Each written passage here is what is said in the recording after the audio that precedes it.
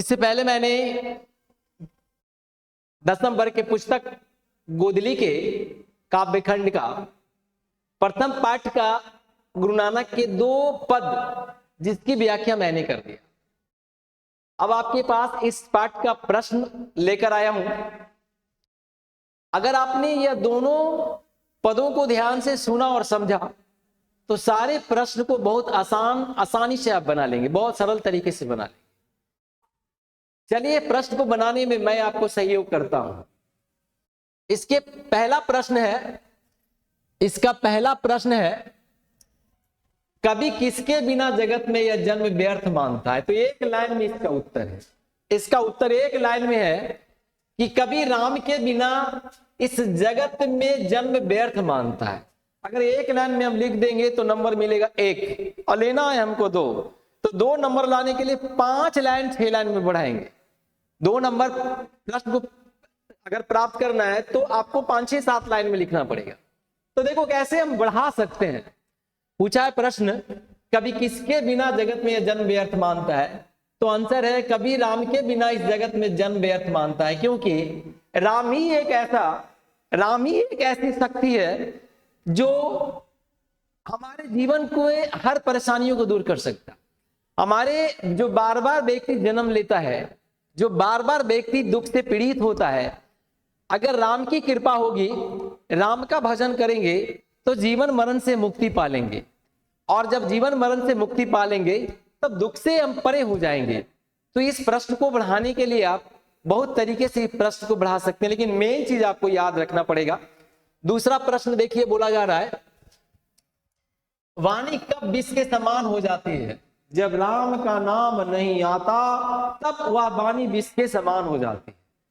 जब राम का नाम नहीं लेते हैं तो हमारी आवाज, हमारी आवाज मुंह से निकलता है वो विष के समान हो जाती है। राम के नाम में ऐसा गुण है जो हमें शक्ति प्रदान करता है, हमें तृप्त करता है, हमारी आत्मा, हमारी एकाग्रता को बनाता है, हमें प्रफुल्लित रखता है। तो यहीं पर कवि कहना चाहता है कि वाणी कब विष के समान हो जाती है। जब राम का नाम नहीं लेते हैं, जिस मुख से राम का नाम नहीं लेते हैं वह वाणी विष के समान हो जाती है। इस प्रश्न का उत्तर भी बहुत आसानी से आप दे सकते हो। तीसरा प्रश्न की ओर बढ़े। तीसरा प्रश्न बोल रहा है कि नाम कीर्तन के आगे कवि किन किन कर्मों को व्यर्थ मानता है। नाम कीर्तन श्रेष्ठ, कवि के अनुसार नाम का जो कीर्तन करता है वो सर्वश्रेष्ठ है।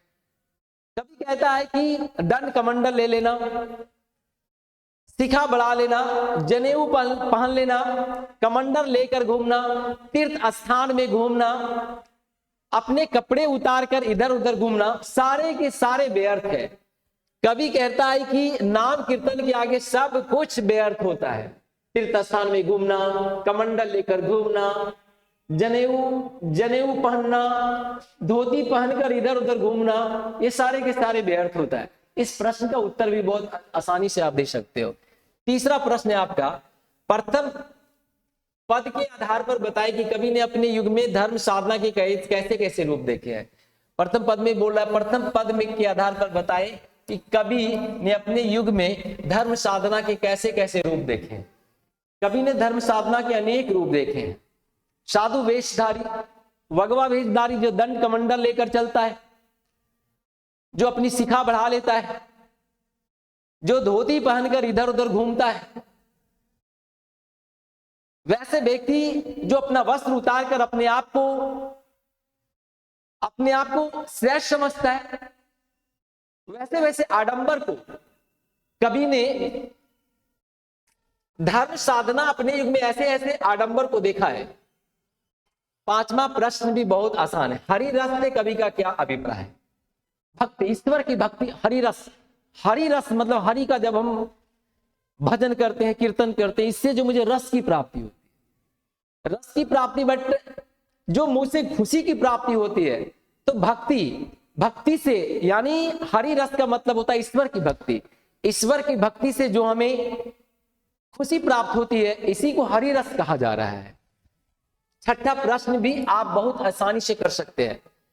कवि के दृष्टि में ब्रह्म का निवास कहाँ है। कवि की दृष्टि में ब्रह्म का निवास कहाँ है। तो ब्रह्म का विकास व्यक्ति के हृदय में है, तो कैसे लोगों के हृदय में है? वैसे लोगों के हृदय में है जो दुख को दुख नहीं समझता, सुख को सुख नहीं समझता, अपमान को अपमान नहीं समझता, सम्मान को सम्मान नहीं समझता, किसी प्रकार का कोई बड़ाई, कोई मान सम्मान को नहीं समझता। वैसे लोगों के हृदय में भ्रम का निवास होता है। इस प्रश्न को भी आप आसानी से बना सकते हैं। अगला प्रश्न आपके पास आ रहा है, गुरु की कृपा से किस युक्ति की पहचान हो जाती है? गुरु की कृपा से हमें जीवन मरण से मुक्ति पाने की युक्ति की पहचान हो जाती है। कैसे इस शरीर को दोबारा इस संसार में नहीं आए, क्योंकि यह शरीर जब भी आएगा तो यह शरीर दुख से पीड़ित होगा। तो जीवन मरण की मुक्ति कैसे मुक्त होगा हमारा शरीर, हमारी आत्मा कैसे मुक्त होगा? यह ईश्वर के द्वारा, ईश्वर गुरु की कृपा से ही संभव है। गुरु की कृपा से ही पहचान हो पाएगी कि हम अपने शरीर को मुक्त कैसे करेंगे, जीवन मरण के चक्र से कैसे छुटकारा पाएंगे। वे गुरु की कृपा से ही संभव है, बिना गुरु की कृपा से संभव नहीं है। अगला व्याख्या आपका 3 नंबर आता है। व्याख्या लिखने से पहले आपको ध्यान देना पड़ेगा। काम में व्याख्या पूछा है, राम नाम बिनु अर्जु मरे। पहले आपको लिखना पड़ेगा यह पंक्ति कहां से ली गई है। ध्यान रहे कि यह पंक्ति कहां से ली गई है, इस पंक्ति के रचयिता कौन है। पहले सबसे पहले इसके परिचय आपको देना पड़ेगा, फिर लिखना पड़ेगा राम नाम बिनु अर्जु मरे। इसमें लिखना पड़ेगा कि राम के नाम के बिना, अगर राम का नाम नहीं मिलते हैं, यहाँ अर्जी का अर्थ होता है सांसारिक मोह माया में पड़ जाना। तो आपको लिखना पड़ेगा, परिचय देने के बाद लिखेंगे आप कि राम का नाम के बिना, राम का नाम नहीं लेंगे तो हम सांसारिक मोह माया में पड़ जाएंगे और सांसारिक मोह माया के जाल में पड़ जाएंगे और उस पाप की ओर बढ़ चलेंगे जो सारी दुनिया उस पाप में भागीदार है। तो इस प्रकार राम का नाम नहीं लेंगे तो हम उलझ जाएंगे, सांसारिक मोह माया से उलझ जाएंगे। यही आपको लिखना है। दूसरा खा वाला जो है, कंचन माटी जाने, इसका भी आपको परिचय देना पड़ेगा। लिखना पड़ेगा ये पंक्ति कहां से ली गई है, यह पंक्ति किस पुस्तक की है, यह पंक्ति किससे संबंधित है। फिर आपको लिखना पड़ेगा, कभी कहना चाहता है कि वैसे व्यक्ति के हृदय में भ्रम का निवास होता है जो मिट्टी, सोने को भी मिट्टी समझता है। वैसे व्यक्ति के हृदय में भ्रम का निवास होता है जो सोने को भी मिट्टी समझता है। वैसे व्यक्ति के ही हृदय में भ्रम का निवास होता है। लालची व्यक्ति के हृदय में कभी भ्रम का निवास नहीं। जो सोने को मिट्टी समझता है उसी के हृदय में भ्रम का निवास होता है। इस प्रकार लिखेंगे आप तो आपका 3 नंबर प्राप्त हो जाएंगे।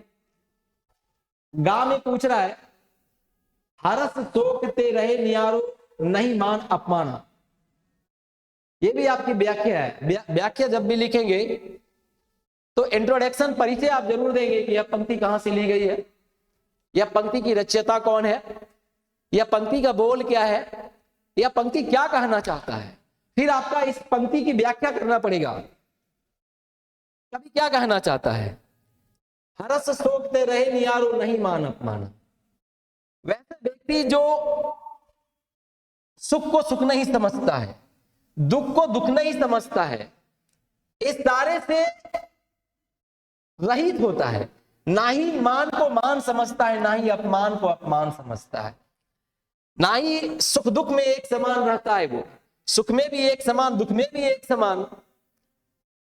ये अपने जीवन में मान को मान नहीं समझता, अपमान को अपमान नहीं समझता। कोई व्यक्ति अगर इसको अपमानित भी कर दिया तो उस पर कोई फर्क नहीं पड़ता, कोई व्यक्ति उसको सम्मानित कर दिया तब भी इस पर कोई फर्क नहीं पड़ता। तो ऐसे शब्दों से सजाकर आप लिखेंगे तो 3 नंबर इससे भी आपको प्राप्त हो जाएंगे। अब व्याख्या, घा का व्याख्या देखिए, नानक लीन भयो गोविंद से जो पानी संग पानी, नानक लीन भयो गोविंद से जो पानी संग पानी। देखिए व्याख्या जब भी लिखिएगा तो प्रस्तुत पंक्ति से शुरुआत कीजिएगा। ये कहां से ली गई है, ये किस पद की है, इस पद के रचयिता कौन है, इस सारे आप लिखते हुए इसकी व्याख्या करेंगे। जब आप परिचय देंगे तब इसकी व्याख्या करेंगे।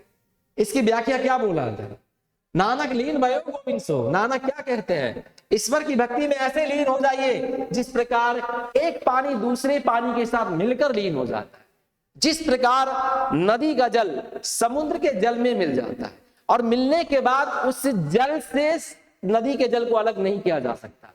तो इसी प्रकार ईश्वर की भक्ति में तल्लीन हो जाइए, ऐसा तल्लीन हो जाइए, ऐसा मिल जाइए कि उससे आप अलग नहीं हो पाए। यही आपको लिखना है। तो सारे प्रश्न का जवाब बहुत आसानी से आप दे सकते हो। अगले वीडियो में मैं इंतजार कीजिए, काव्य खंड का दूसरे पार्ट का इंतजार कीजिए। तब तक के लिए जय हिंद,